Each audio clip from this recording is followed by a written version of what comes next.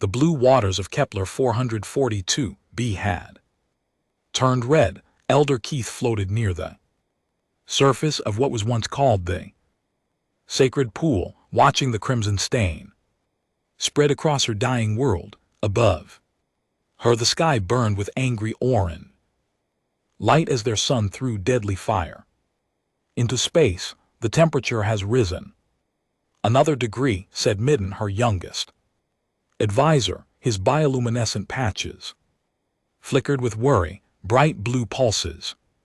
That meant fear in the ancient Zelani language of light. The southern colonies report their breeding pools are already boiling. Cathara closed her 3 eyes and felt the date weight of 3.2 million lives pressing down on her aged shoulders. The Zelani had lived in these oceans for over 50,000 years. They had built beautiful cities beneath the waves, created art from living coral, and developed a peaceful society that valued wisdom over war. Now their star was killing them all. Have the Sky Watchers received any response to our calls for help? She asked. Meridan's light patterns dimmed. Nothing, Elder. We have sent messages to every corner of space for 3 full cycles. No one answers. The Elder Zelani knew why. 2 months ago the great ships of the Galactic Consortium had arrived in their system. The aliens inside were unlike anything the Zelani had ever seen. Some walked on land like strange creatures from ancient nightmares. Others floated in metal shells, and a few looked like living crystals. They had studied Kepler 442b with advanced instruments and held long meetings in their massive vessels. Then they had delivered their verdict. The relocation of your species would require extensive resources. The consortium representative had said. Her name was Administrator Velter, and she belonged to a species called the Vectron. She looked like a tall, thin tree covered in silver bark. Your people need specific water conditions, particular atmospheric pressure, and precise temperature ranges. Building suitable habitats for 3.2 million individuals would cost more than the consortium can justify.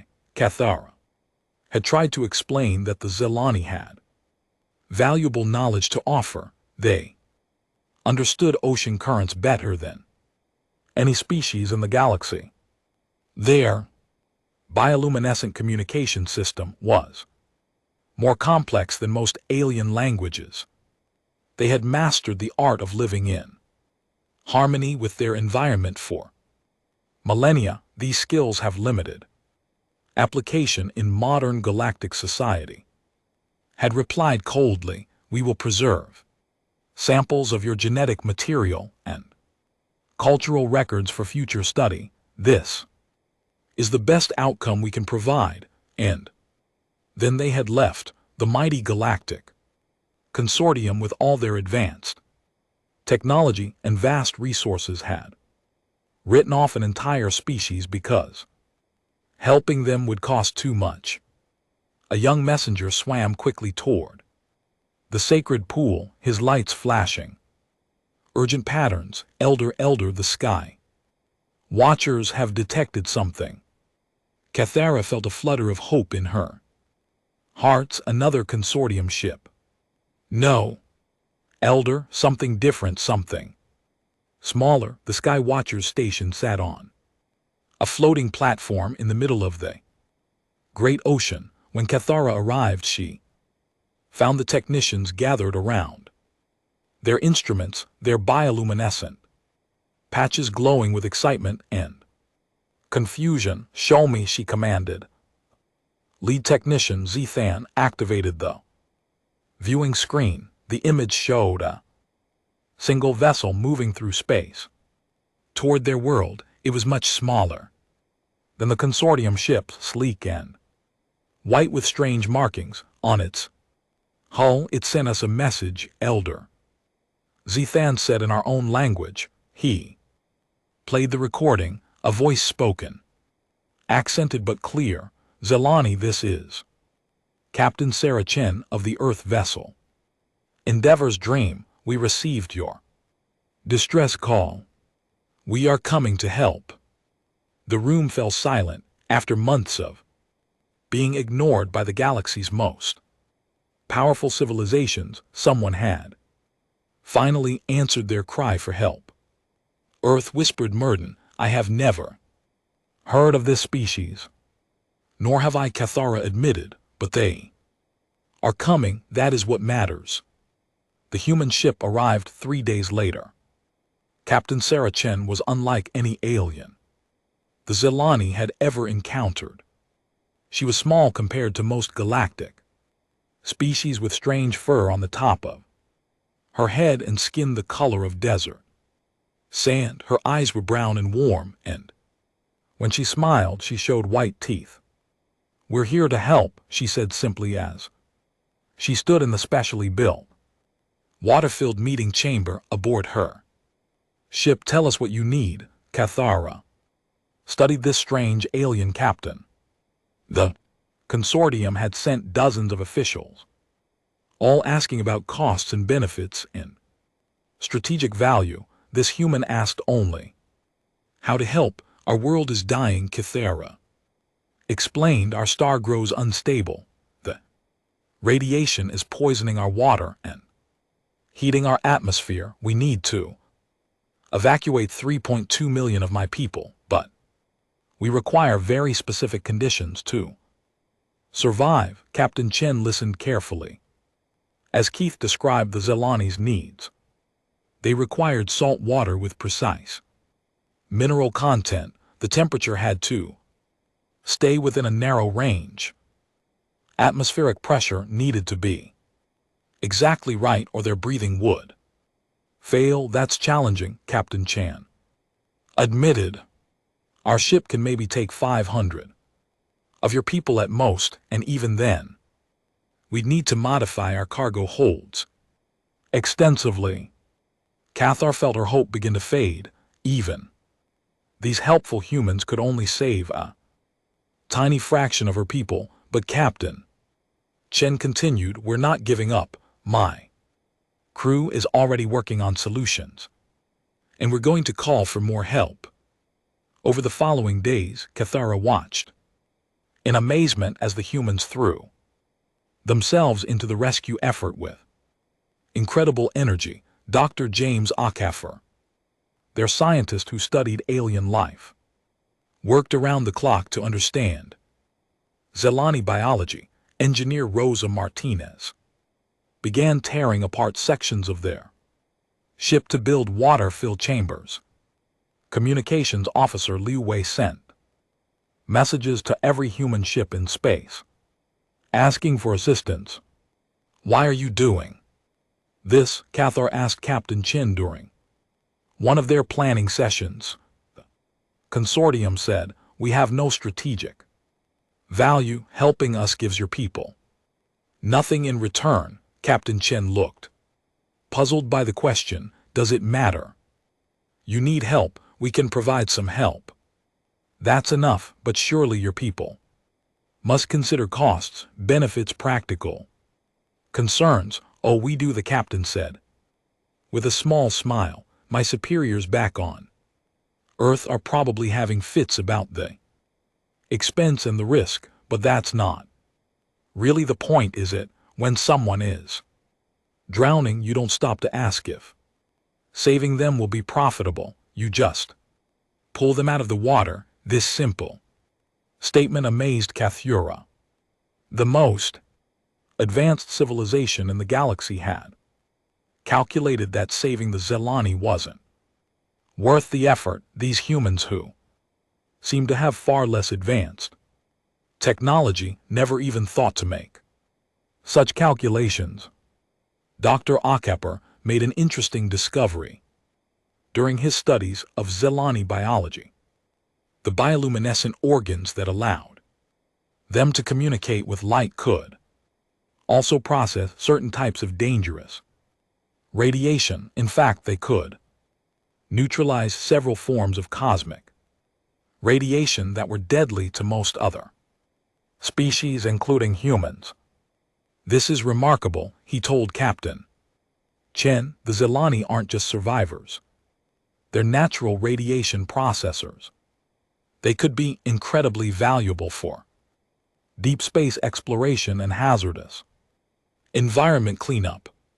But when Captain Chen shared this discovery with Keth, Ara, the elder Zelani, was disturbed. Rather than pleased, now you know we have value to your species, she said. Sadly, is that why you will help us? No. Captain Chen said firmly, we're helping you because you need help. What Dr. Akafor discovered is interesting, but it doesn't change anything. Even if you had nothing to offer us, we'd still be here. For the first time in months, Kathera felt something other than despair. These strange humans were unlike any species she had ever encountered. They seemed to operate on principles that made no sense from a practical standpoint, but made perfect sense from the heart. As the days passed and the stellar radiation grew stronger, more human ships began arriving in the system. They came from trade routes, exploration missions, and research stations. None were large or powerful, but each brought supplies and expertise. The humans also did something the consortium had never thought to do. They asked the Zelani what they wanted. Where would you like to go? Captain Chen asked. What kind of world would make you happy? We have heard of a water world in the TD system. Keith said it has deep oceans and a stable star, but it is far from here, and we know nothing of the politics there. Then that's where we'll take you, Captain Chen said. And don't worry about politics, we'll figure that out later. The rescue preparations continued despite growing problems. Equipment failures plagued the makeshift fleet. Food supplies ran low. The radiation from Kepler 442b's dying star interfered with communications and damaged ship systems, but the humans never gave up. When their technology failed, they improvised. When supplies ran short, they shared what they had. When problems seemed impossible to solve, they found new approaches that no one had thought of before. Your people are remarkable, Meriden told Captain Chen as they watched human engineers welding new support beams into a cargo hold that would house Zelani refugees. The consortium has resources we could never dream of, but your small fleet has accomplished more in 2 weeks than they did in 2 months. We're stubborn, Captain Chen admitted. Sometimes that's a weakness, sometimes it's exactly what you need. The first transport tests were successful. The human ships could indeed carry Zelani passengers safely, though the accommodations were cramped and basic. More importantly, the Zelani's radiation processing abilities helped protect the human vessels from the increasing stellar radiation. It's like they were designed to be our partners in this, Dr. Akafor marveled. They can survive radiation that would kill us, and we can provide mobility they lack. Together we can do things neither species could manage alone. But as the rescue fleet prepared for the massive evacuation effort, troubling news arrived. Long-range sensors detected large ships approaching the system. The distinctive energy signatures of galactic consortium vessels. They're coming back, Louis reported. Multiple battleships moving fast. Captain Chen stared at the sensor readings with grim determination. Consortium had written off the Zelani as worthless. Now that humans were interfering with that decision, the Galaxy's most powerful military force, was returning. How long until they arrive? She asked. 18 hours, maybe 20, Cathara felt. Cold fear spread through her body. They will stop the evacuation. They cannot allow your actions to set a precedent. If word spreads that some species will help those the consortium abandons, then every worthless species in the galaxy might start hoping for rescue. Captain Chen finished. Yeah, we figured. That might be a problem. She activated the fleet-wide communication system. All human vessels, this is Chen, consortium. Warships are inbound.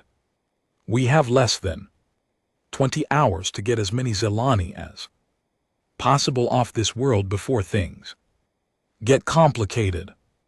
Captain, came a voice from the merchant vessel Bright Horizon. My crew voted. We're staying until every last Zelani is safe, no matter what the consortium brings. Similar messages came from every human ship in the system. No one was leaving, no one was giving up. Keith watched these incredible aliens prepare to face the galaxy's most powerful military force to protect her people. And she understood something profound. The humans weren't just offering her species transportation to a new world. They were offering something much more valuable and much more dangerous: hope. Elder Midden asked quietly, what will we do if the consortium demands we submit to their authority?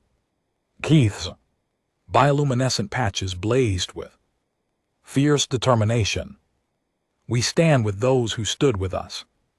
If the humans are willing to risk everything for us, then we are willing to risk everything for them. The rescue fleet worked through the night, loading Zelani families into every available space. Children clutched bioluminescent toys while their parents tried to comfort them. Elderly Zelani said farewell to their ancient cities beneath the waves. Everyone understood they were witnessing the end of their world and possibly the beginning of something entirely new. As Kepler 442b's sun continued its violent death throes, casting deadly radiation across the system, two very different philosophies prepared to collide. The consortium believed in cold calculation, practical decisions, and acceptable losses. Humans believed in something much simpler and much more dangerous, that every life mattered regardless of cost. Captain Sarah Chen stood in the makeshift command center aboard the Endeavor's Dream, staring at numbers that made no sense. The holographic display showed the harsh reality of their situation. 3.2 million Zelani needed evacuation, and the combined human fleet could transport maybe 50,000. At most, even working around the clock. They would need months to move everyone. They had days at best. The stellar radiation is increasing faster than predicted, Dr. Akefer reported, his voice tight with worry. If the pattern continues, the southern continents will be uninhabitable within a week. Engineer Rosa Martinez wiped sweat from her forehead as she climbed out of a partially flooded cargo hold. I've got 3 more chambers ready for Zelani passengers, but the life support systems are already running at 120% capacity. We push them any harder and we risk losing everything. Chen nodded grimly. Every human ship in the rescue fleet faced the same problem. They were brave and determined, but they simply didn't have enough resources to save everyone.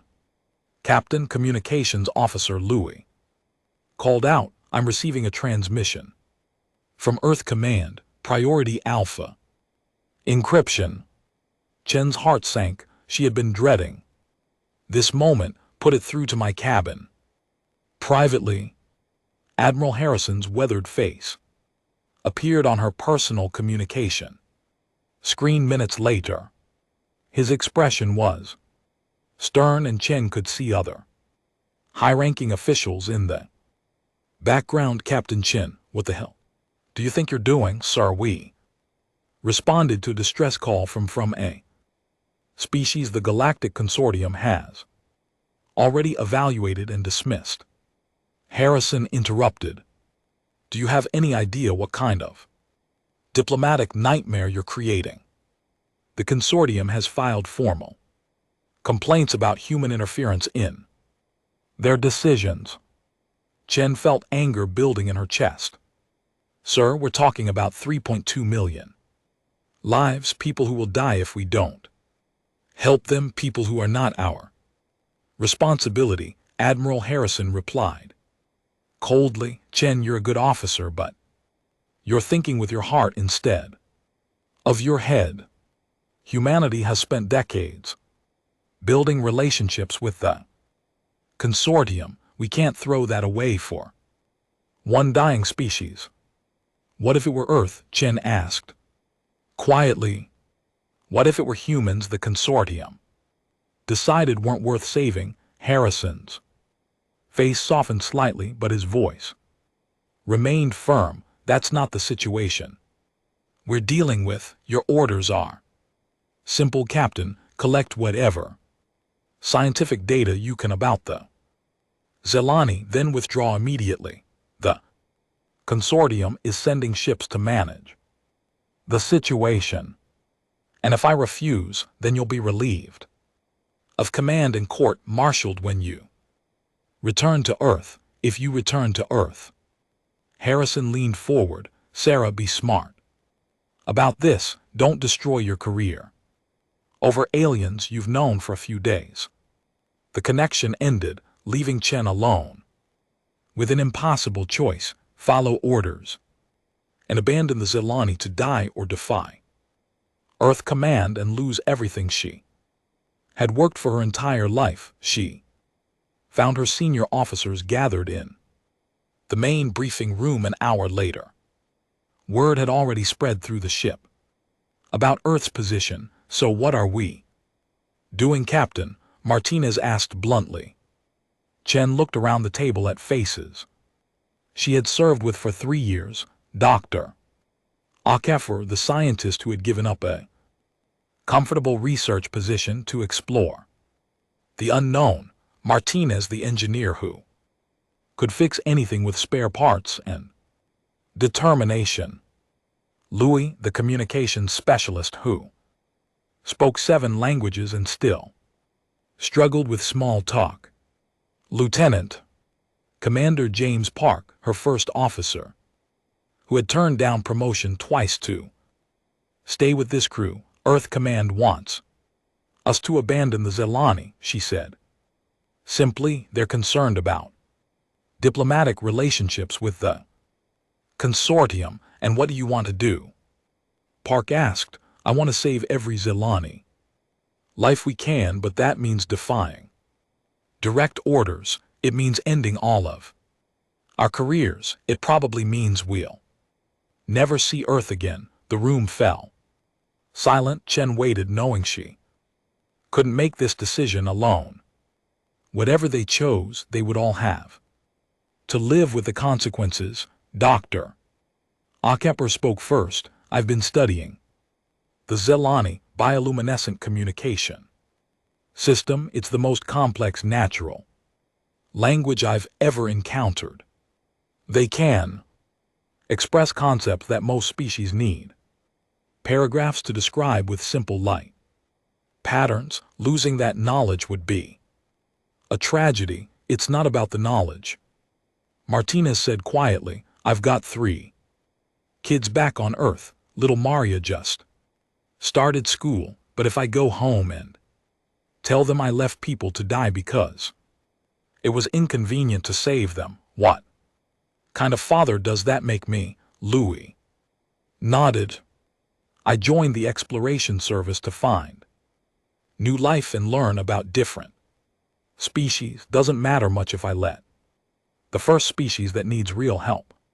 Just die. Park straightened in his chair. Captain, I've served with you long enough to know you've already made up your mind. The question is whether we're going to follow you or not. He looked around the table. All in favor of staying and helping the Zelani. Regardless of orders, every hand went up. Chen felt tears in her eyes. You all understand what this means. We're probably never going home. We're defying Earth Command, and the Galactic Consortium will be branded as renegades. Better to be renegades with clear consciences than heroes with blood on our hands, Dr. Akapur said simply. Within hours, similar votes were taking place on every human ship in the system. The results were the same across the fleet. Unanimous decisions to stay and help. Regardless of the cost, Captain Chen broadcast the fleet's decision to Earth Command and the approaching consortium. Vessels, this is the human rescue fleet. We are remaining in the Kepler Forum 42b system to provide humanitarian assistance to the Zelani people. We do not recognize any authority to abandon sentient beings to preventable death. We will defend our right to offer aid by any means necessary. The response from the consortium came quickly. Admiral Zactor of the Dratur species commanding the battleship Hegemony sent a simple message: human vessels will withdraw immediately or face military action. The consortium's decision regarding the Zelani is final. Elder Cathara was present in the command center when the message arrived. Her bioluminescent patterns showed amazement and fear mixed together. You would fight the entire galactic consortium for us? She asked in wonder. We're an LT, UNC, and GT. Not looking for a fight, Chen replied. But we're not backing down either. Dr. Akapur had continued his research into Zelani biology despite the growing crisis. His latest discovery was remarkable. The Zelani's radiation processing abilities weren't just defensive, they could actually absorb harmful cosmic radiation and convert it into useful energy. Look at this, he said, showing Chen readings from the past week. Every human ship in the system has seen improved efficiency in areas where Zelani passengers are housed. They're literally making our ships run better just by being aboard. More than that, Martinez added, they've been helping with repairs. Somehow they can sense structural weaknesses in metal that our instruments miss. They've prevented 3 potential hull breaches in the past 2 days. Chen realized the implications immediately. They're not just refugees, we're rescuing their partners. They have abilities that complement our technology perfectly. This discovery led to a breakthrough in the evacuation planning. Instead of trying to cram as many Zelani as possible into minimal space, the humans began integrating them into ship operations. Zelani passengers helped navigate through radiation storms, assisted with repairs, and even improved communication between ships through their bioluminescent signals. It's like they were designed to work with us. Lee marveled as he watched Zelani children playing in the ship's corridors, their light patterns creating beautiful displays that somehow improved crew morale. But the most important development came from an unexpected source. Elder Cathar requested a private meeting with Captain Chen 3 days before the consortium fleet was due to arrive. I have been in contact with other species, she said without preamble. Chen looked puzzled. Other species? I thought you said no one answered your distress calls. No one answered our calls for help with evacuation, Cathara corrected. But many answered calls for information. Once word spread that humans were actually helping a species the consortium had written off, others became interested. She activated a communication device Chen had never seen before. The holographic display showed dozens of different alien species, all participating in some kind of conference. Call. Captain Chen, Cathara said formally. Allow me to introduce you to the forgotten. The beings on the display were unlike anything in consortium records. Some appeared to be made of living crystal. Others looked like giant flowers with technological implants. A few seemed to exist as pure energy contained in mechanical bodies. We are species the consortium has deemed economically non-viable, strategically worthless. Were evolutionarily obsolete, explained. A crystal being whose voice sounded like wind chimes. Some of us were refused membership, others were expelled when we became inconvenient. All of us have been written off as failures. But you survived, Chen said. We survived by helping each other, replied a flower-like creature. When the consortium abandons a species, we try to offer assistance. Usually it is not enough. We lack the resources for major rescue operations. This time is different, said the crystal being. This time, someone else started the rescue. Someone with ships and technology, and, most importantly, the will to act. Chen began to understand. You want to help with the Zelani evacuation. We want to help with more than that, the flower creature said. Word is spreading throughout the galaxy that a species called humans is standing up to the consortium, that they refuse to let people die for economic convenience.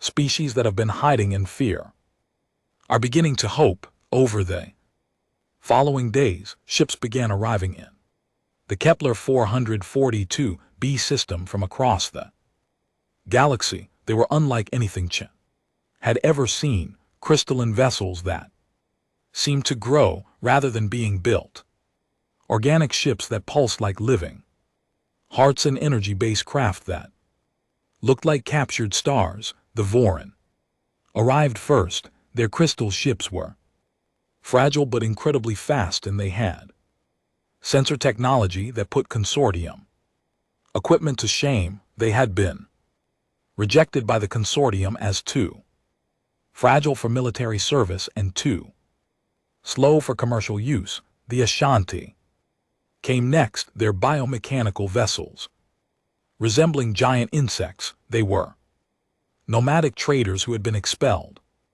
from consortium space for disrupting established commercial networks by offering better prices and service than consortium corporations. The mycelians appeared last, their living ships growing into the system like spaceborne forests. They were plant-based beings who thought in centuries rather than years, dismissed by the consortium as incapable of adapting to modern pace of change. Each species brought unique capabilities. The Vorin could navigate through radiation storms that would blind other sensors. The Ashanti had incredibly efficient transportation technology adapted for moving large populations quickly. The Mycelians offered medical facilities that could treat injuries and illnesses that no other species understood.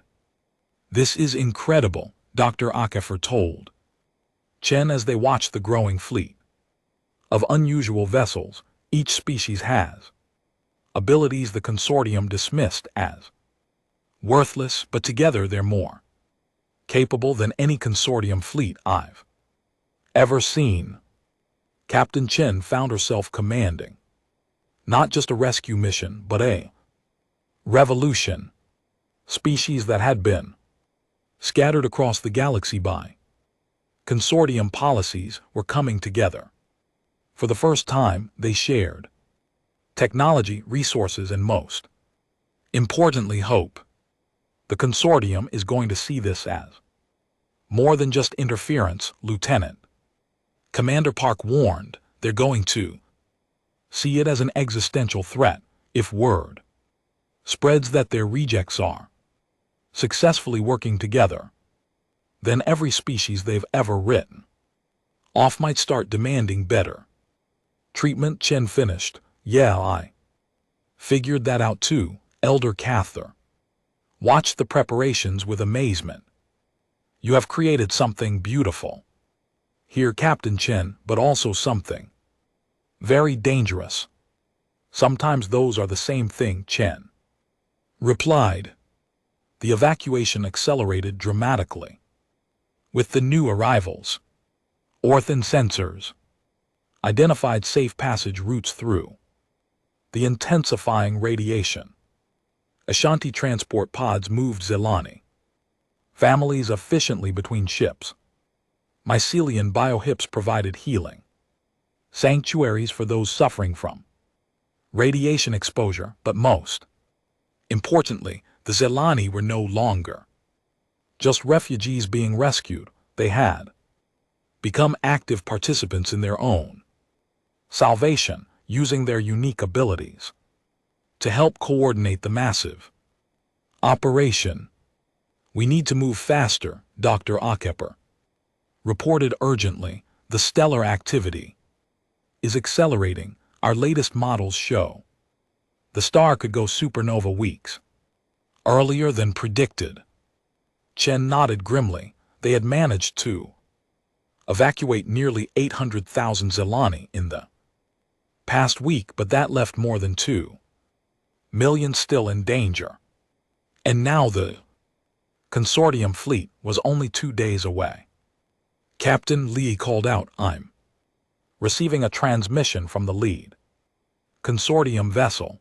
Admir wants to speak with you directly. The Drachor Admiral appeared on the main screen, a tall reptilian being covered in natural armor plating. His species was known throughout the galaxy for their military prowess and absolute loyalty to consortium authority. Captain Chen, he said in perfect emotionless English, you are harboring illegal aliens and interfering with consortium policy. You have assembled a fleet of rejected species in direct violation of galactic security protocols. Surrender immediately, and your crews will be treated leniently.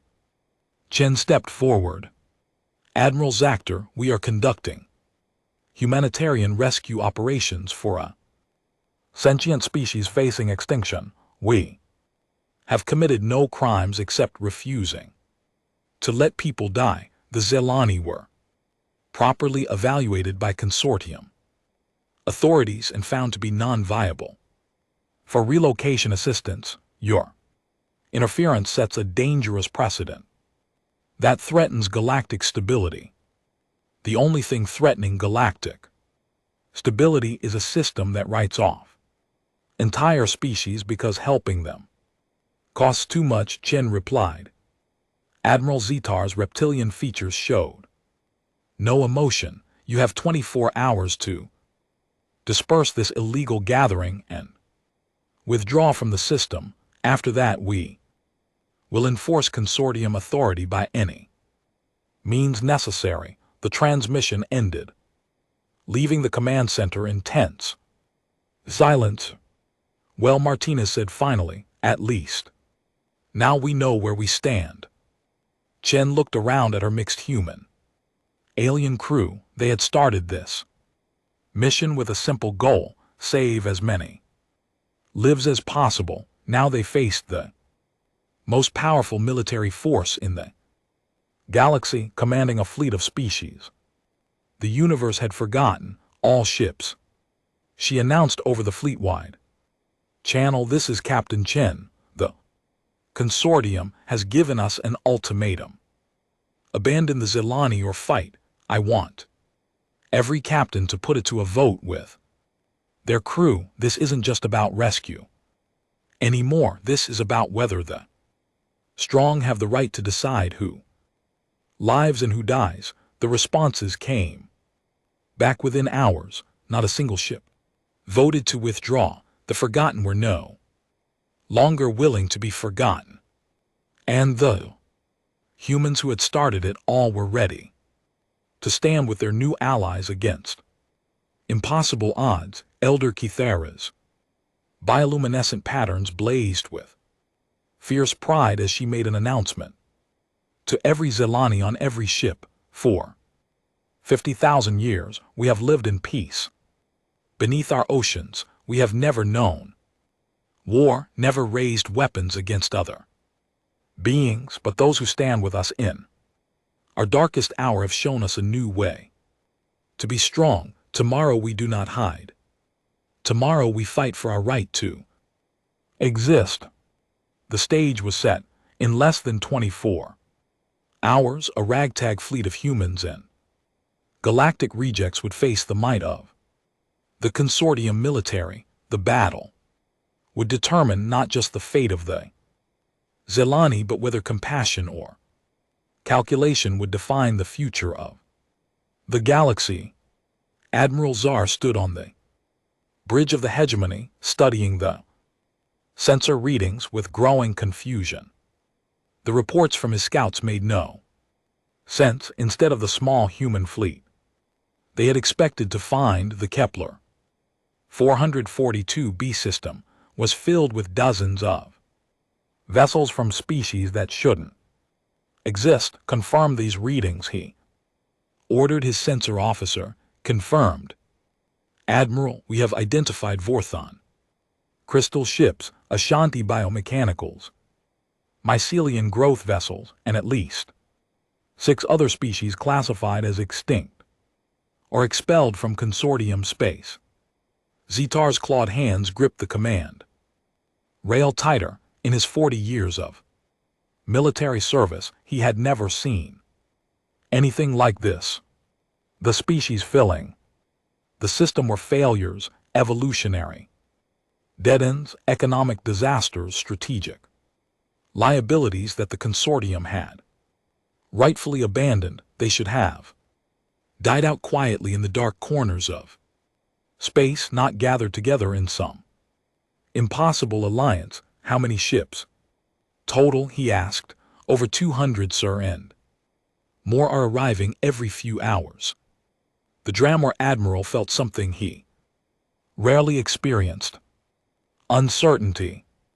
His battle group consisted of 12 of the most advanced warships in the galaxy, crewed by elite consortium forces. On paper, they could destroy the entire enemy fleet without significant losses. But something about the situation felt wrong, sir. His communications officer reported, we're receiving multiple transmissions from the Allied fleet. They're not military communications. They appear to be civilian coordination. Frequencies, medical updates, supply distributions, evacuation, progress reports. They're still trying to rescue the Zelani, Zar asked in amazement.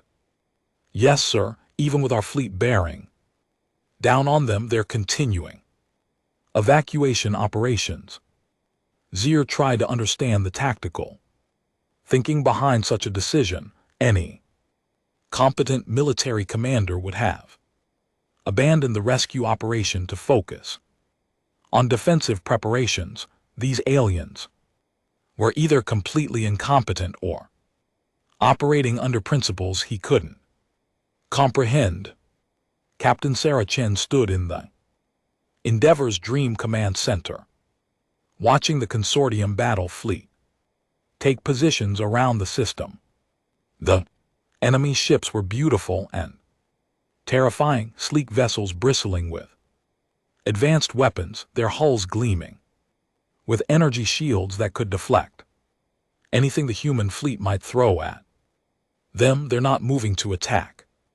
Positions, Lieutenant Commander Park Observed, they're forming a blockade. Dr. Akepper looked up from his analysis. Station, they want to contain us. If we can't leave the system, they can take their time destroying us or forcing surrender. How many Zelani are still on the planet? Chen asked. About 1.8 million, engineer.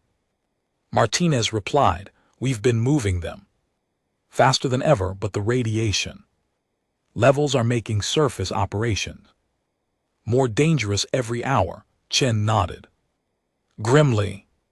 Even if they worked without stopping, they needed at least another week to evacuate everyone. The consortium clearly wasn't going to give them that long. Captain Louis called out. I'm receiving a transmission from one of the Vorthon crystal ships, Captain. Esthara wants to speak with you. The holographic display showed a being that looked like a living diamond, her crystalline structure refracting light into beautiful rainbow patterns. When she spoke, her voice sounded like music. Captain Chen, my sensors have analyzed the consortium fleet. Their ships are powerful, but they have a weakness. What kind of weakness? Chen asked. Hopefully, their energy shields are designed to deflect concentrated attacks from similar technology, but our species use very different approaches to warfare.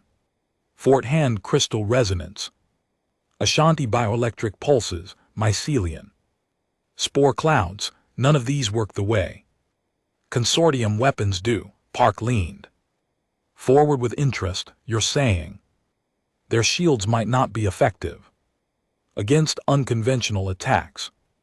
More than that, Esthara replied. Consortium battle doctrine assumes they're fighting enemies with similar capabilities and strategies. They've never faced a combined force of species they consider primitive or obsolete. New voice joined the conversation as Captain Morton of the Ashanti vessel. Swarm Dancer appeared on the display, the insectoid being clicked. His mandibles in what Chen had learned was their equivalent of laughter. The Great Consortium believes we were expelled for being disruptive to commerce, he said. What they never understood was that we were disruptive because we found better ways to do everything, our ships, our weapons, our tactics, all superior to theirs, but different enough that they couldn't comprehend the advantages. Elder Cathara entered the command center, her bioluminescent patterns glowing with determination. Captain Chen, I bring word from my people. Final transport shuttles are loading. Now we will have everyone off the surface within 6 hours. That's cutting it close, Chen said. Consortium fleet will find us ready. Interrupted Captain Felthara of the mycelium biohip growing light, the plant. Being voice was slow and deep like wind. Through ancient forest, my species thinks in centuries, not moments. We have been preparing for this confrontation since the consortium first rejected us 80 years ago. Chen looked around at the diverse group of beings who had somehow become her allies. Each species brought unique capabilities that the consortium had dismissed as worthless. Together they might actually have a chance. All right, she said. Let's coordinate our defense, but remember, our primary goal is still protecting the evacuation. We're not trying to win a war here. We just need to buy time. The battle began at dawn on Kepler 442b. Though the concept of dawn had little meaning on a world whose star was dying in violent bursts of radiation, Admiral Czar opened with a standard consortium intimidation tactic, a massive display of firepower aimed at empty space designed to demonstrate his fleet's overwhelming superiority. Brilliant energy beams lit up the darkness between the stars, and the explosions could be seen from the planet's surface. Attention all vessels, he broadcasted on all frequencies. You have witnessed a fraction of our military capability. Surrender now and civilian casualties will be minimized. The response came not from Captain Chen, but from Elder Cather, speaking for all the assembled species. Admiral Zactor of the Consortium, we are not your enemies. We are simply people who refuse to let other people die when we can prevent it. If you choose to attack us for this, the responsibility for whatever follows rests with you. Tsar had expected defiance, fear, or perhaps desperate negotiations. This calm acceptance of moral responsibility was completely outside his experience with conquered species. Begin the attack, he ordered. The Consortium fleet moved forward in perfect formation, their weapons targeting the largest enemy vessels. Energy beams and missile salvos streak across space toward their intended targets, and then something impossible happened. The Voring crystal ships began to sing. It started as a low harmonic resonance that grew stronger as more crystal vessels joined in. The sound couldn't travel through space, but the vibrations created interference patterns in the electromagnetic spectrum. The Consortium's energy weapons designed to maintain perfect coherence over vast distances began to scatter and lose focus. What is that? Tsar demanded as his carefully aimed shots went wide. Some kind of electromagnetic disruption field, his science officer reported. Their crystal structures are creating harmonic interference with our targeting system. Before the Consortium forces could adapt, the Ashanti ship struck from an unexpected angle. Their bioelectric weapons didn't fire energy beams or launch missiles. Instead, they released clouds of charged particles that behaved like living creatures, swarming around enemy ships and seeking out vulnerable systems. Consortium shields flickered and failed as the bioelectric swarms found ways through defenses that had never been designed to stop such attacks. Emergency alarms blared across the battle fleet as ship after ship reported system failures. Impossible, Tsar muttered.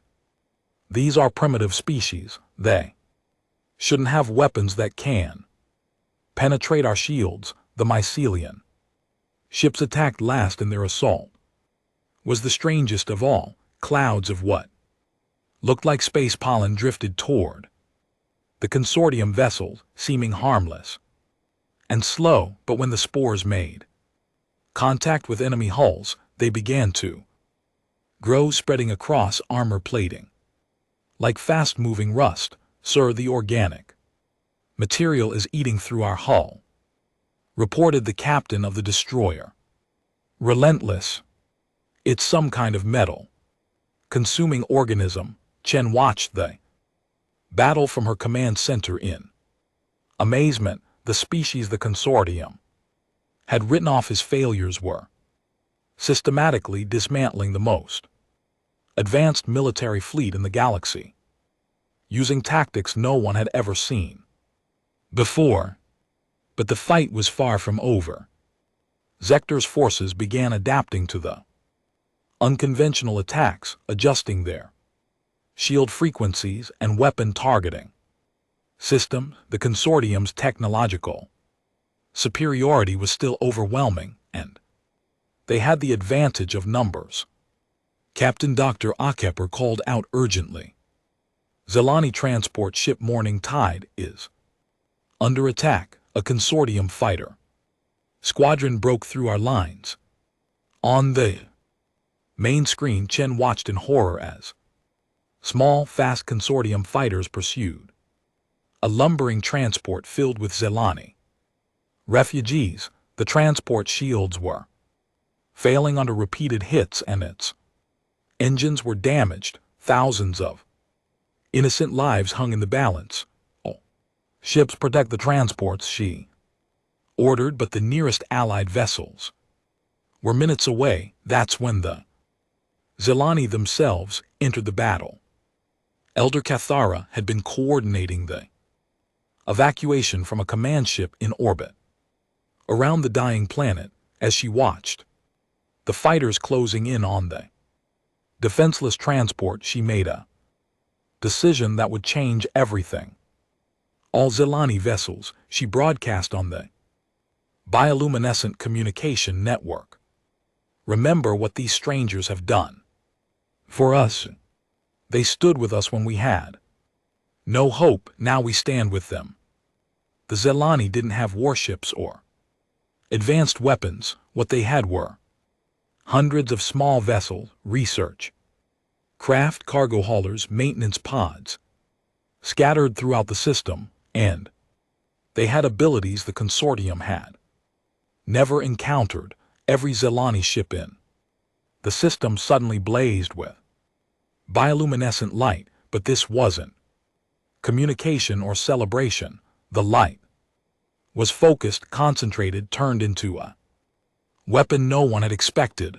The consortium fighters found themselves flying blind as intense bioluminescent flares overwhelmed their sensors, their targeting systems designed to track conventional energy signatures couldn't cope with the organic light show surrounding them. I can't see anything, one pilot reported frantically. The entire electromagnetic spectrum is flooded with interference, but they Zelani could see perfectly. Their bioluminescent communication system let them coordinate with precision that electronic systems couldn't match. Small Zelani craft swarmed around the confused fighters like schools of fish around sharks, using their superior maneuverability to ram damaged fighters or interfere with their flight paths. Admiral Zactor watched his supposedly easy victory dissolving into chaos. His advanced weapons were being countered by singing crystals. His impenetrable shields were failing against biological attacks. His elite pilots were being outmaneuvered by refugee civilians using abilities he didn't even understand. Sir, his tactical officer reported, we're losing ships. The enemy fleet is like nothing in our databases. Every species is using completely different technology, and our systems can't adapt fast enough to counter them all. For the first time in his military career, Zactor considered retreat, but the implications of failure were too serious. If word spread that the consortium military had been defeated by a collection of galactic rejects, it would encourage rebellion throughout their territory. Prepare the Nova Lance, he ordered. Grimly, his officers looked shocked. The Nova Lance was a planet killer weapon designed to destroy entire worlds. Using it against a refugee fleet was a war crime of unimaginable proportions. Sir, there are millions of civilians in the system. There are also rebels and terrorists who threaten the stability of galactic civilization, Zactor replied coldly. Document this as a necessary action to prevent the spread of anti-consortium insurgency. Captain Chen's worst fears were realized when her sensors detected the massive energy buildup aboard the hegemony. They're charging a planet-killer weapon, she announced to the fleet. All ships, emergency scatter pattern. Try to get as many transports clear as possible. But Elder Cather had a different idea. No, she said firmly, we do not run, we do not hide. We show them that some things cannot be destroyed by superior Firepower. What happened next became legend. Throughout the galaxy, every Zelani in the system, civilians, refugees, children, elders linked their bioluminescent abilities into a single network. The combined light of 3.2 million beings created a phenomenon that had never been seen before, a living aurora that stretched across space itself. The bioluminescent field didn't stop the novolence. No organic light could block a weapon designed to destroy planets. But it did something more important. It revealed the moral cost of what the consortium was about to do. The aurora made everything visible, every refugee ship, every rescue vessel, every civilian transport trying to escape the dying world. The light show was being broadcast on subspace frequencies throughout the galaxy, showing the universe exactly what the consortium was willing to do to maintain their authority. Admiral Zactor's communications officer said quietly, "We're receiving messages from consortium member worlds. They're asking us to stop what the bioluminescent broadcast is reaching every major population center in consortium space. Billions of people are watching us prepare to destroy a rescue fleet, sir. Some of our own member species are calling this genocide." Zetar stared at the magnificent display of light surrounding his fleet. He had come here to crush a minor rebellion and had instead created the greatest public relations disaster in consortium history. The novolence powered down all ships. He ordered reluctantly, "Cease fire and withdraw to minimum safe distance. We'll reassess the situation." Captain Chen couldn't believe what she was seeing. The mighty consortium fleet, the most feared military force in the galaxy, was retreating from a battle they could have easily won. "They're leaving?" Dr. Akapur asked in amazement. "Not leaving," Elder Cathara corrected, her bioluminescent pattern showing complex emotions, "but they are not attacking either. They cannot destroy us without revealing their true nature to the entire galaxy." The standoff continued for 3 more days as the last Zelani transports lifted off from their dying world. The consortium fleet held position at the edge of the system, neither attacking nor withdrawing, while billions of galactic citizens watched the rescue operation unfold. On the 3rd day, Kepler 442b's star finally died. The supernova lit up space for light years in every direction, but by then every Zelani was safely aboard the refugee fleet. 3.2 million lives had been saved by species the galaxy had written off as failures. Admiral Zier received new orders as the rescue fleet prepared to leave the system. Allow them to depart, but monitor their movements. The consortium's leadership had decided that martyring the refugees would cause more problems than letting them go, but they had underestimated what they had already lost.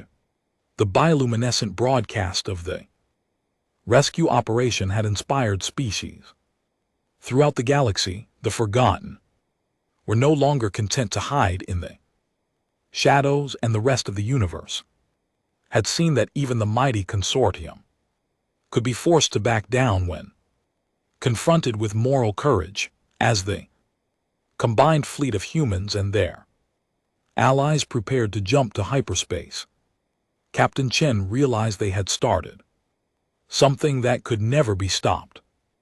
They had set out to save one species and had instead planted the seeds of galactic revolution. Elder Cathar joined her in the command center as they watched Kepler 442b's death throes through the rear sensors. "Your people have a saying, the elder Zelani said, about standing with others in dark times with you always, Chen replied. Yes, but I think the meaning is larger than you intended. You stood with us when we had nothing to offer. Now every species in the galaxy knows that someone will stand with them too. The darkness that has covered so many worlds is beginning to lift. Chen smiled as the fleet jumped to hyperspace, carrying 3.22 million Zelani toward their new home and carrying hope toward every corner of the galaxy. Behind them, the consortium fleet was left to explain to their leadership how they had lost a battle without firing a shot, defeated not by superior weapons, but by something far more dangerous, the simple belief that every life mattered. 3 months after the escape from Kepler 442b, the refugee fleet reached the TD system. What they found there changed everything. Captain Sarah Chen stood on the bridge of the Endeavor's Dream, staring at the sensor readings in disbelief. The system wasn't empty, as their long-range scans had suggested. It was occupied by a massive consortium military installation, complete with orbital defense platforms, supply depots, and a fleet of warships that dwarfed what they had faced at the dying star. How did we miss this, Lieutenant? Commander Park asked, studying the tactical display. They must have built it recently, Dr. Akafor replied. The installation is still under construction. They're preparing for something big. Elder Cathara floated in her specialized tank in the command center, her bioluminescent patterns flickering with worry. They knew we would come here. This is a trap. Admiral Czar had indeed been busy since his failure at Kepler 442b.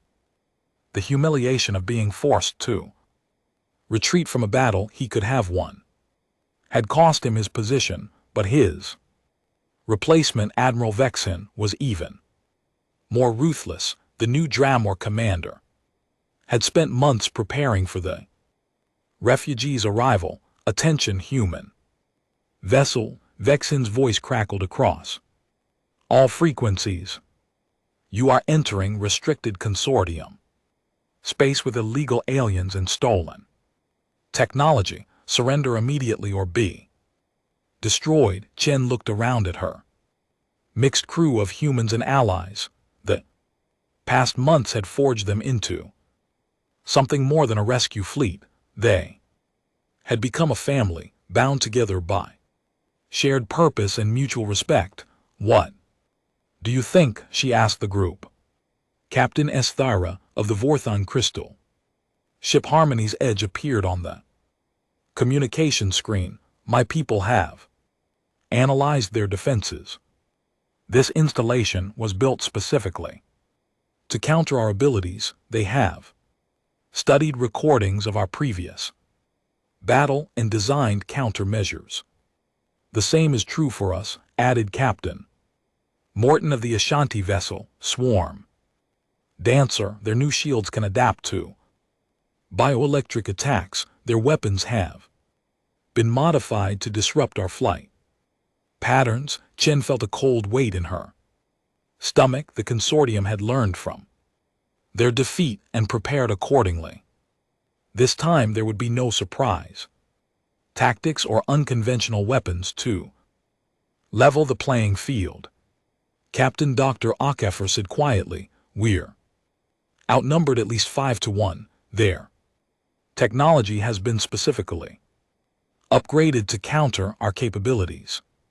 From a tactical standpoint, this is unwinnable. Chen nodded grimly, but we're not leaving the Zelani here to be captured or killed. There may be another option, Elder Cathara said. Her bioluminescent patterns showed complex emotions, fear, determination, and something else Chen couldn't identify.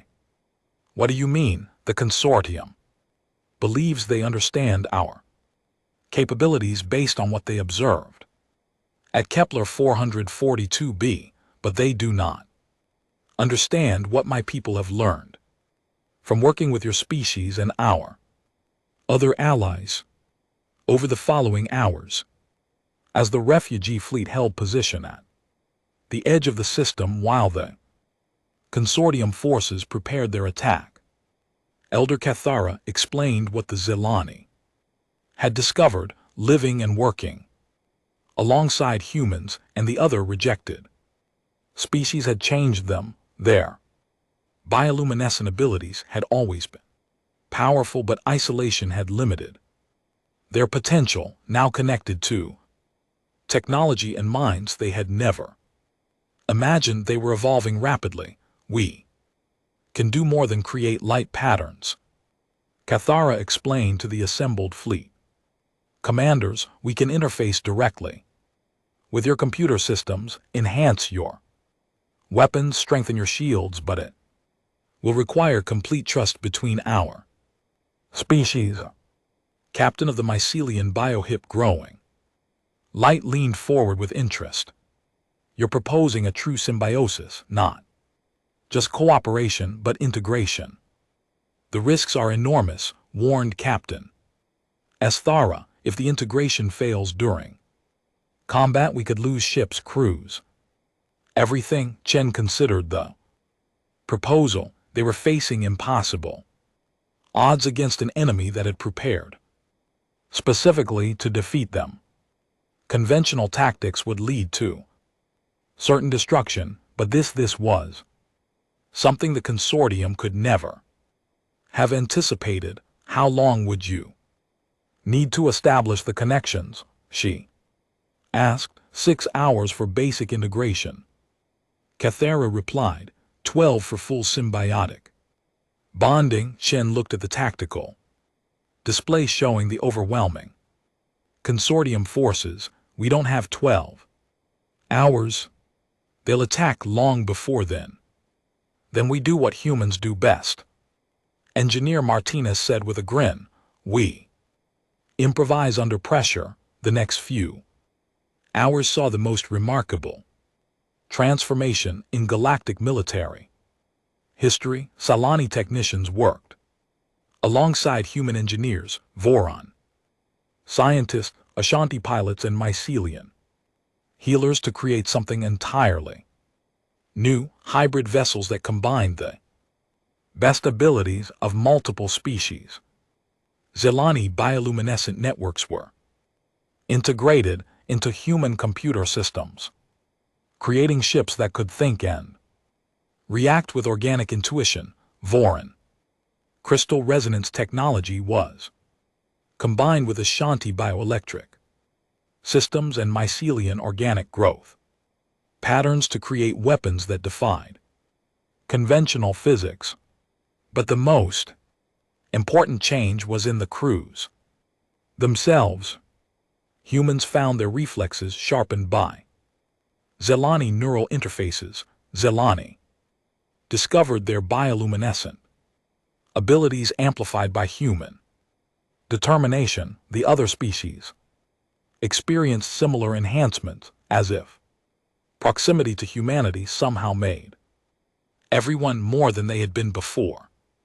It's remarkable, Dr. Akafor observed as he watched a mixed crew of humans and Zelani working in perfect synchronization. Your species seems to bring out the best in everyone around you. The consortium was wrong about all of us, but they were especially wrong about humans. Admiral Vexen grew impatient as the refugee fleet preparations continued. His orders were clear: destroy the illegal gathering and capture any survivors for interrogation. But something about the enemy fleet behavior disturbed him. They're not running. His tactical officer reported. Standard doctrine for outgunned civilian vessels is to scatter and hope some ships escape. These ships are staying together and apparently preparing to fight. Good. Vexen replied coldly, "It will make destroying them easier," but when the consortium attack began, nothing went as planned. The first wave of missiles, designed to overwhelm the refugee fleet's limited defensive capabilities, encountered something unprecedented. The Zelani-enhanced ships moved like living creatures, dodging attacks with organic grace, while their hybrid weapon systems struck back with precision that no computer could achieve. Human tactical doctrine enhanced by Zelani bioluminescent communication networks allowed the refugee fleet to coordinate their movements with impossible speed and accuracy. Ships that should have been destroyed by superior firepower instead danced between enemy attacks like schools of fish evading predators. Status report. Vexen demanded as his supposedly easy victory turned into chaos. "Sir, their capabilities have increased exponentially since Kepler 442b.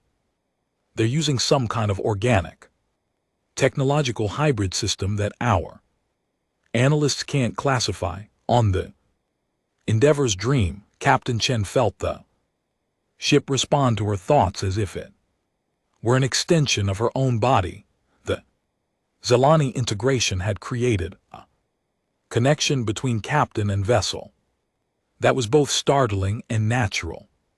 All ships, she broadcast on the hybrid communication network that combined human radio with Zelani bioluminescence. "Remember why we're here. We're not trying to win a war, we're protecting our family." The word family resonated through every ship in the refugee fleet. Humans who had given up their careers to save strangers, Zelani who had been rescued from extinction, Vorten, Ashanti, Mycelians, and dozens of other species who had found acceptance and purpose among the galactic rejects. They fought not as separate species allied by convenience, but as one people defending their home. The battle raged for hours. The consortium forces had every advantage: superior numbers, better weapons, stronger shields, tactical positions, but they were fighting an enemy that operated outside every paradigm they understood. Ships that should have been destroyed continued fighting with myelian organic repair systems, constantly rebuilding damaged sections. Weapons that should have missed their target struck with Zelani enhanced accuracy. Defensive formations that should have collapsed held together through human stubbornness and alien innovation. "This is impossible," Admiral Vexen muttered as he watched his fleet take casualties, while the refugee vessels seemed to grow stronger with each passing hour. "They're using technology that doesn't exist." What he didn't understand was that they weren't using technology at all, not in any way. The consortium recognized they were using something far more powerful: the willingness of different species to trust each other completely, to share their greatest strengths and accept help with their greatest weaknesses. The turning point came when the consortium deployment a weapon they had been saving, a massive energy cannon designed to destroy multiple ships with a single shot. The weapon charged up slowly but generated enough power to vaporize anything in its path. Captain Chen saw the energy build up on her sensors and knew there was no way to avoid the attack. The weapon was too powerful, the targeting too precise. At least 50 refugee ships would be destroyed in a single devastating blow. "All ships in the target zone," she broadcast. "Emergency scatter pattern. Try to minimize casualties." But Elder Cathara had a different plan. Was greater than the sum of its parts. Energy beam held against the bioluminescent shield for long moments, creating a spectacular display of light and power that could be seen throughout the system.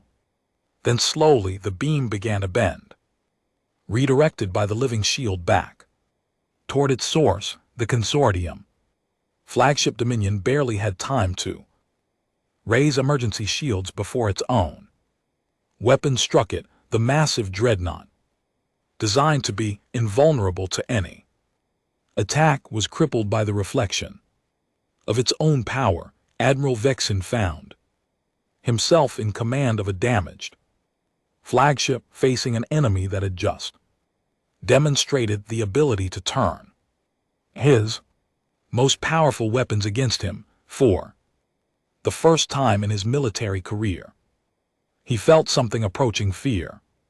"Sir," his communications officer reported, "we are receiving a transmission from the enemy fleet. It's from a human captain." Captain Chen's image appeared on the Dominion's main screen. She looked tired but determined, and behind her, Vexen could see crew members from multiple species working together in perfect harmony. "Admiral Vexen," she said calmly, "you came here to destroy us because we refuse to let people die. You've seen what we're capable of when we work together. You can continue this fight and lose more ships, or you can let us pass peacefully to establish our colony. You think you can threaten the consortium?" Vexen replied angrily. "We're not threatening anyone," Chen said. "We're just showing you that there's a different way to do things. Your people rule through fear and force. We've learned to lead through hope and cooperation. Which approach do you think will last longer?" Before Vexen could respond, his communications officer interrupted. "Sir, we're receiving messages from throughout consortium space. The battle is being broadcast on subspace networks. Civilian populations on dozens of worlds are there, demanding that we cease hostilities." Vexen stared at the tactical display in growing horror. The refugee fleet wasn't just winning the battle, they were winning the hearts and minds of the galaxy. Every species that watched the broadcast saw the same thing: a group of rejected people standing together against impossible odds, protecting each other through cooperation rather than domination. Admiral Chen continued, "Your own people are telling you to stop. How long can you maintain authority through force when your citizens would rather follow our example?" The admiral looked around his bridge at officers who were no longer meeting his gaze. The consortium strength had always been based on the belief that they were superior to other species, that their way was the only way that worked. But the refugee fleet had proven that wrong in the most public way possible. "All ships," Vexen ordered reluctantly, "cease fire and withdraw to holding positions." The battle was over. The refugee fleet had not only survived, but had dealt a devastating blow to the consortium's reputation. More importantly, they had proven that different species could work together as equals, creating something stronger than any single civilization. As the smoke cleared and the damaged consortium fleet retreated, Captain Chen found herself looking at a system that was now theirs. The massive military installation would provide resources and facilities for establishing the new colony. "What do we call it?" Elder Cathora asked as they watched the first Zelani families preparing to descend to the water world. That would be their new home.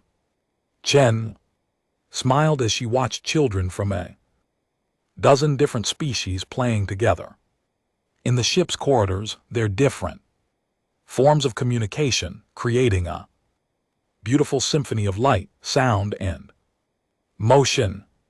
We call it Haven, she said, a place where anyone can find safety regardless of who they are or where they came from. The establishment of Haven marked the beginning of a new era. Word spread quickly through the galaxy that there was now a place where rejected species were welcome, where cooperation mattered more than competition, and where the strong protected the weak rather than exploiting them. Ships began arriving. Within days, refugees from consortium territory, explorers seeking new opportunities, scientists wanting to study the unprecedented cooperation between species. What had started as a rescue mission was becoming the foundation of an entirely new kind of civilization. Elder Cathara stood with Captain Chen on the observation deck of the orbital station they had captured and converted into a welcoming center for new arrivals. Below them, the blue oceans of the world that would house the Zelani colonies sparkled in the light of a stable star. Your species has done something remarkable, Cathara said. You have shown the galaxy that strength comes not from dominating others but from standing with them. Chen nodded, watching a group of human and Zelani engineers working together to establish the first underwater city. We didn't set out to start a revolution, we just didn't want to let you die. Sometimes, the elder Zelani replied, the most important changes begin with the simplest decisions. You decided that lives mattered more than politics. That choice has already changed the fate of millions of beings. As if to emphasize her point, the communication system announced the arrival of another refugee fleet, this one carrying survivors from 3 different species that the consortium had recently written off as economically non-viable. Captain Chen smiled and headed toward the docking bay to welcome the new arrivals. Each ship that arrived brought not just more refugees but more evidence that the galaxy was ready for a different way of thinking about civilization. The consortium's greatest fear was already coming true. Hope was spreading faster than they could contain it. 2 years after the Battle of TD, Admiral Sarah Chen stood in the Grand Council chamber of Haven Station, watching representatives from over 300 species debate the future of the galaxy. The chamber itself was a marvel of cooperative engineering. Vorthon crystal formations provided perfect acoustics. Mycelian organic architecture created a living ceiling that filtered light and air, while human engineering and Zelani bioluminescent networks allowed beings with completely different communication methods to understand each other perfectly. Chen still found it hard to believe how much had changed. What had started as a desperate rescue mission had become the coalition of Haven, a growing alliance that now controlled over 50 star systems and welcomed any species seeking a better way of life. The latest intelligence reports confirm it, Dr. Akafer said as he joined Chen at the observation platform. 17 more consortium member worlds have formally applied for coalition membership in the past month. Their own citizens are demanding the right to join us. Chen nodded, watching Elder Cathara address the assembly. Below, the elderly Zelani had become the coalition's director of interspecies relations, and her words carried weight with beings from across the galaxy.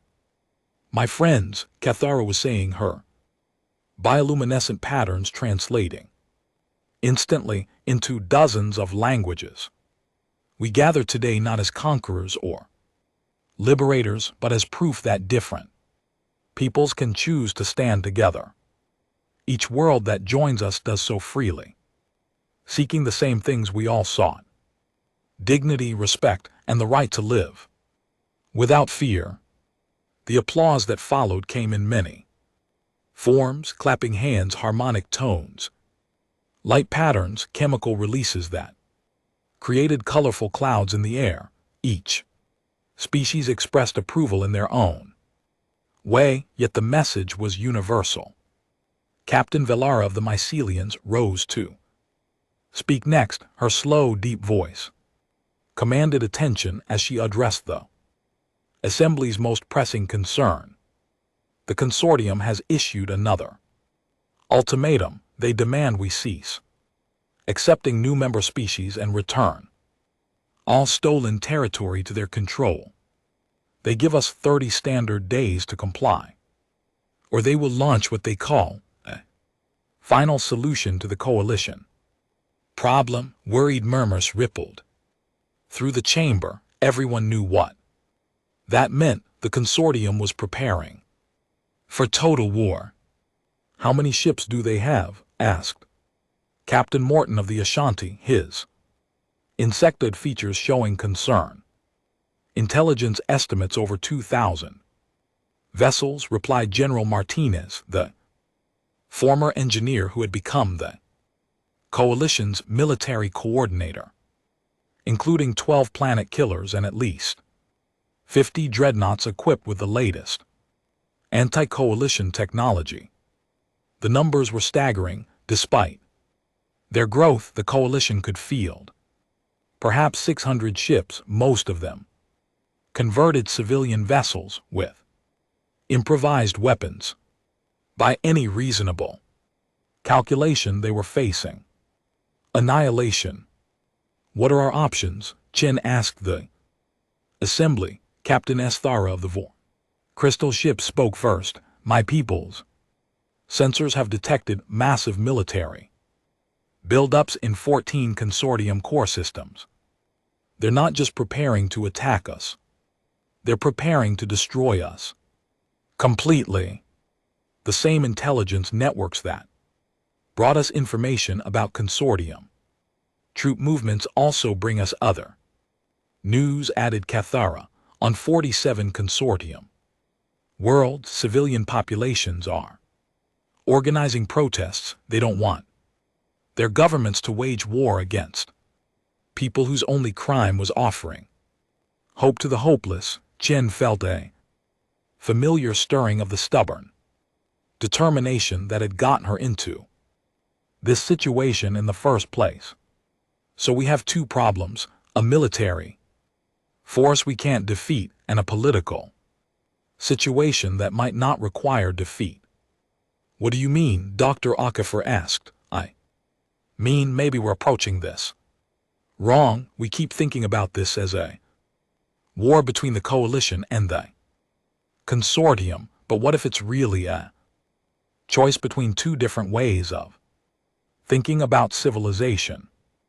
Over the following days, as the consortium deadline approached, the coalition leadership developed a plan that was either brilliant or completely insane.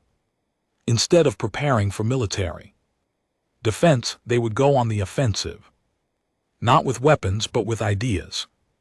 We're going to broadcast directly to every consortium world, Chen explained to the assembled fleet commanders. Not propaganda or threats, but simple truth. We'll show them what we've built here, how different species work together, how conflicts can be resolved without violence. The consortium will try to jam our transmissions, Lieutenant Commander Park pointed out. He had been promoted to Admiral Park when the coalition fleet grew beyond what one captain could manage. That's where our Zelani friends come in, Chen replied with a smile. Elder Cathara had been working with coalition scientists to develop something unprecedented, a bioluminescent communication network that could span entire star systems. Traditional radio waves could be blocked or jammed, but the organic signals the Zelani generated operated on quantum frequencies that were nearly impossible to interfere with. Will establish relay stations throughout consortium space. Keitham explained, every Zelani colony, every coalition outpost, every friendly world will become part of the network. They can't jam all of us without destroying their own communication infrastructure. The plan was audacious. In its simplicity, instead of fighting the consortium's military, they would appeal directly to its citizens. Instead of matching force with force, they would offer hope against fear. But first, they had to survive the coming assault. 3 weeks before the consortium deadline, Admiral Vexin arrived in the TD system, commanding the largest battle fleet in galactic history. The Dominion had been repaired and upgraded, joined by vessels from every major consortium military force. The combined armada stretched across space like a mechanical constellation. This is Admiral Vexin of the Galactic Consortium. His voice boomed across all frequencies. By order of the High Council, this illegal gathering will disperse immediately. Any vessel that fails to surrender will be destroyed. Without further warning, the response came not from Admiral Chen, but from an unexpected source, a 12-year-old Zelani named Cathini, Elder Cathara's great niece, who had become something of a celebrity throughout Coalition space for her brilliant bioluminescent artwork. Admiral Vexin, the child said in her musical voice, "My name is Cathini. I was born on the refugee ships during our escape from Kepler 442b. I want to know why you think it's wrong for different people to be friends and help each other." The question broadcast across the galaxy through the bioluminescent network was simple enough for a child to understand, but profound enough to shake governments. On consortium worlds, citizens gathered around their communication devices to hear how their military would respond to a child's innocent question. Vexin was silent for a long moment. How do you explain to a child that political stability requires maintaining the established order? How do you justify preparing to destroy a civilization that welcomes refugees and promotes cooperation? Little one, he finally replied, the universe is more complicated than you understand. Sometimes difficult decisions must be made to protect everyone's security. But whose security are you protecting? Cathini asked. The Coalition has never attacked anyone. We just help people who need help and welcome anyone who wants to join us. How does that threaten security across consortium space? Citizens were asking the same question. On 47 worlds, protest demonstrations had grown into planet-wide movements, demanding that their governments refuse to participate in the assault on the Coalition. But the consortium leadership had committed too much to back down. Now, if the Coalition succeeded, it would prove that their way of governing was not only wrong but unnecessary. They had to destroy the alternative before it inspired total rebellion. Battle began with the largest display of military power in galactic history. 2,000 consortium warships opened fire simultaneously, their combined energy output capable of destroying entire solar systems. The attack was designed to be so overwhelming that resistance would be impossible. Instead, something unprecedented happened. As the massive barrage of energy weapons and missiles streaked toward the Coalition fleet, every Zelani in the TD system All 3.2 million of them linked their bioluminescent abilities into a single network, but they weren't trying to create shields or weapons. They were creating art. The combined bioluminescence of millions of beings created a light show that spanned the entire star system. Patterns of incredible beauty danced between the stars, telling the story of the coalition's formation, the rescue from Kepler 442b, the cooperation between species, the welcome given to refugees. The consortium weapons struck their targets, but something extraordinary happened. The coalition ships didn't just defend themselves, they transformed the attack into something beautiful. Fourth and crystal hulls sang with harmonic frequencies that turned destructive energy into pure music. Ashanti bioelectric systems converted weapons fire into stunning electrical displays. Mycelian organic armor absorbed impacts and bloomed into spectacular flower formations that spread across the hulls of damaged ships. Every weapon fired at the coalition was transformed into art, music, or light. The galaxy watched in amazement as the most devastating military assault in history became the most beautiful display of creation. And Admiral Vexin, the crystal being, said, her musical voice carrying across all frequencies, "You are welcome to join us. Your species, your people, your own personal history, none of that matters.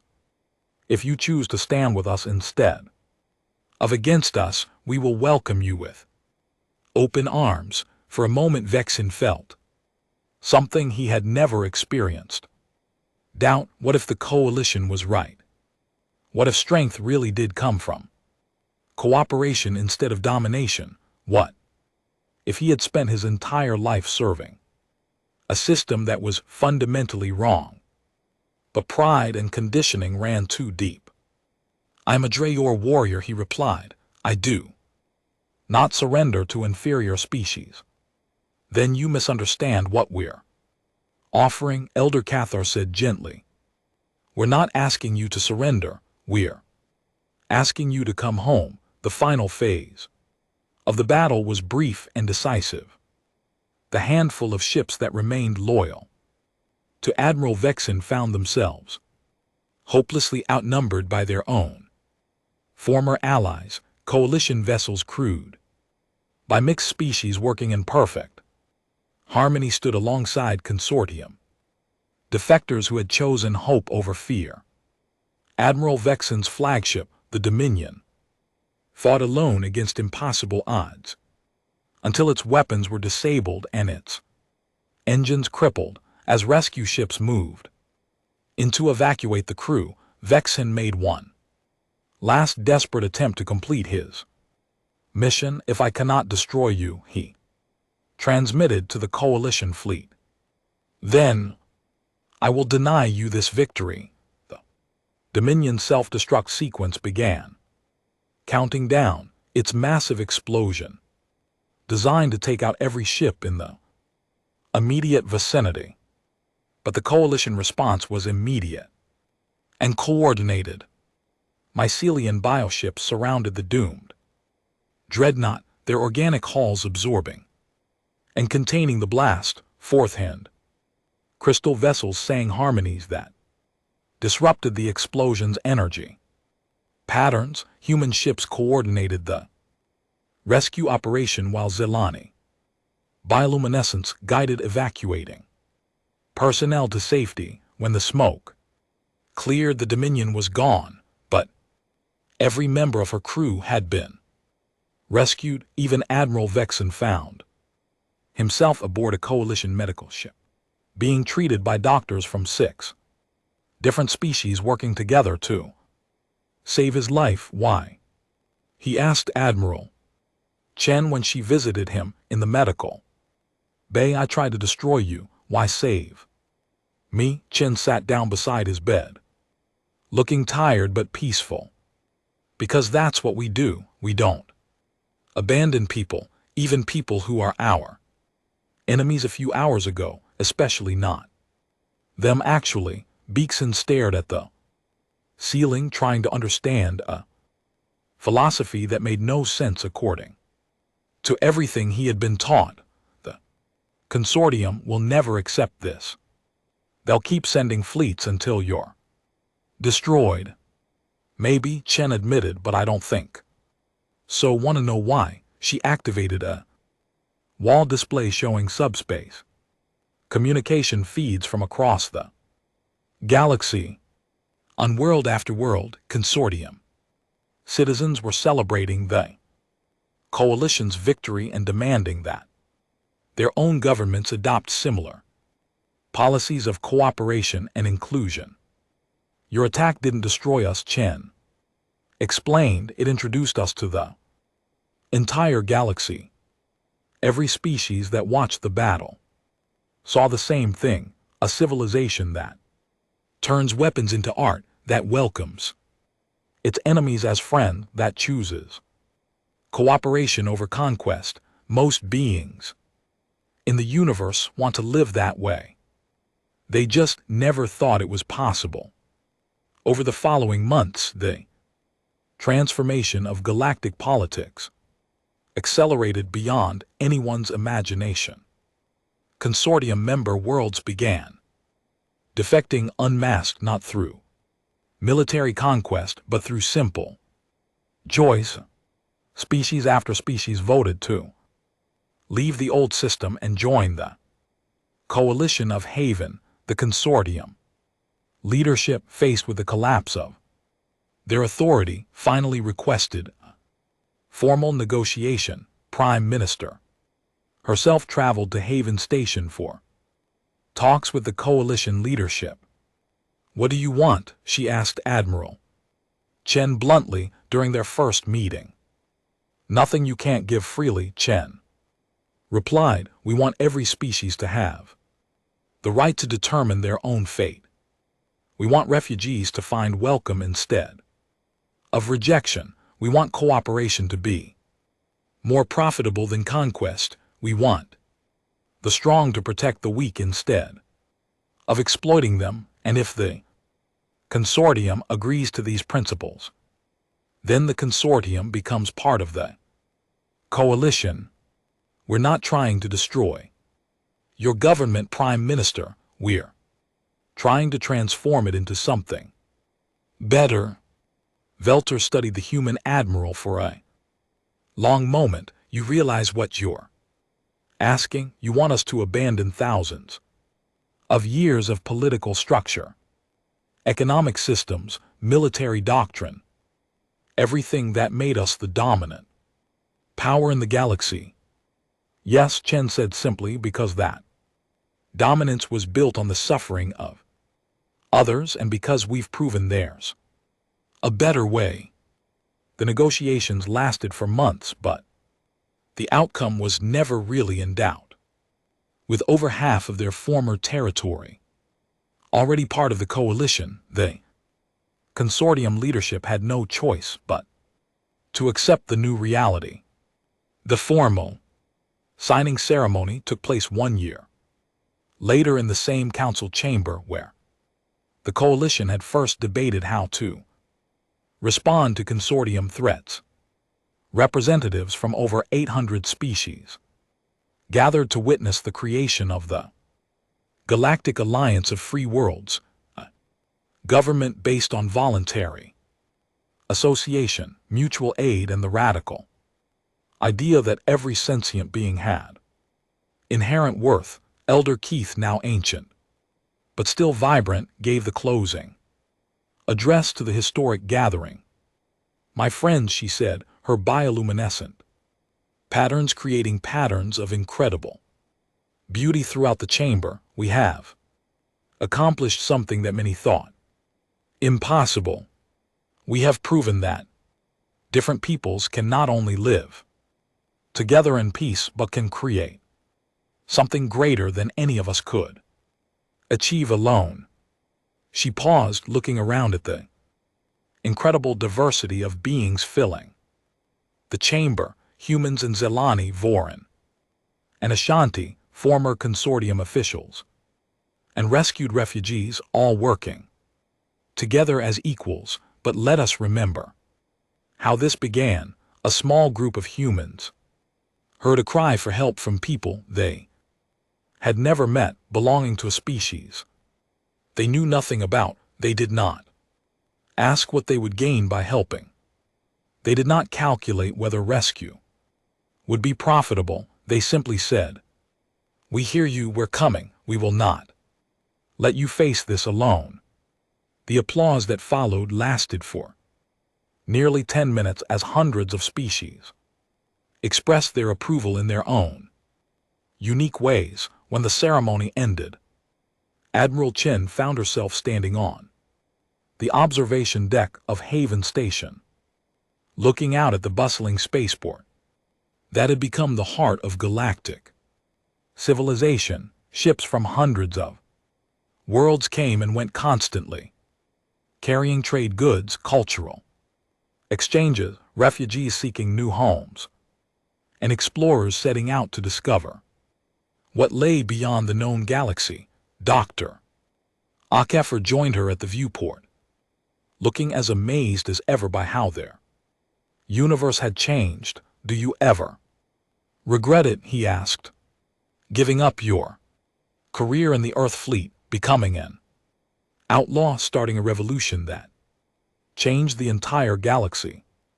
Chen smiled, watching a group of human and Zelani children playing together in the station's central park. Their laughter and bioluminescent games, creating joy that transcended species barriers. "Jim," she said, "we set out to save one dying species. Instead, we save the idea that species can choose to save each other. I think that's a pretty good return on investment." As if to emphasize her point, an announcement echoed through the station. Another refugee fleet had arrived, this one carrying survivors from a solar system destroyed by natural disaster. Within minutes, coalition vessels were moving to provide aid, shelter, and welcome to the newcomers. The cycle continued as it had for the past 3 years and as it would for generations to come. When someone cried out for help, the coalition answered. When someone was rejected by others as worthless, the coalition proved them wrong. When someone needed a place to belong, the coalition said the words that had started it all. "We hear you, we're coming with you always." Elder Cathara, now in her final years, often said that humans had taught the galaxy its most important lesson, that the strongest civilizations were not those that conquered others, but those that chose to stand with others when standing was hard. The galaxy had learned that lesson well. In star systems across the known universe, species that had once been enemies now worked as partners. Refugees found homes. The weak were protected, forgotten were remembered, and in the deep space between the stars, where human ships continued their missions of exploration and aid, each vessel carried the same inscription on its hull. Simple promise in 1,000 different languages, but always meaning the same thing: with you always. The revolution that began with one captain's refusal to abandon a dying species had become something greater than anyone had imagined, a new way of thinking about what it meant to be alive in a universe full of other living beings. It was perhaps the most human thing of all, the stubborn insistence that everyone mattered regardless of the cost of proving it. The galaxy would never be the same, and that everyone agreed was exactly as it should be.